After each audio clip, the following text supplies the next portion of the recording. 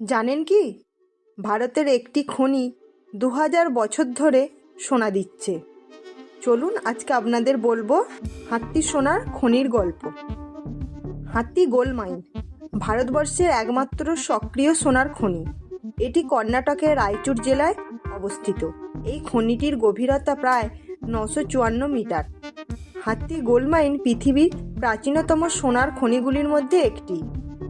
ধারণা করা যায় মৌর্য সম্রাট অশোকের যুগেরও আগে, অর্থাৎ প্রায় 2000 বছর আগে থেকেই এখান থেকে প্রথম সোনা উত্তোলন শুরু হয়। পরবর্তীতে ব্রিটিশরা 1902 সালে আধুনিক পদ্ধতিতে এই খনিটি আবার চালু করে, তবে অর্থনৈতিক কারণে 1920 সালে এটি পুনরায় বন্ধ হয়ে যায়। এর বেশ কিছুকাল পর হায়দ্রাবাদের নিজাম সরকারের উদ্যোগে এই খনি থেকে আবার সোনা উত্তোলনের কাজ শুরু হয়। বর্তমানে হাত্তি সোনার খনি ভারতবর্ষের স্বর্ণ অর্থনীতির মেরুদণ্ড। 2025 সালের সর্বশেষ তথ্য অনুযায়ী এখান থেকে বছরে প্রায় 2 থেকে 3 টন সোনা উৎপাদিত হয়। ভিডিওটি কেমন লাগলো কমেন্ট করে জানাবেন। ভালো লাগলে চ্যানেলটি সাবস্ক্রাইব করে দেবেন। ধন্যবাদ।